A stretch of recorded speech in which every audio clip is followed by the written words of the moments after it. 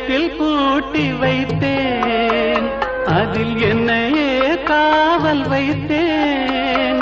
அவள் கதவை உடைத்தாளே, தன் சிறகை விரித்தாளே, தன் சிறகை விரித்தாளே. அவள் பறந்து போனாளே, என்னை மறந்து போனாளே. நான் பார்க்கும்போது கண்கள் இரண்டை கவர்ந்து போனாளே. அவள் எனக்கு மகளானாள், நான் அவளுக்கு மகனானே. அவள் எனக்கு மகளானாள்,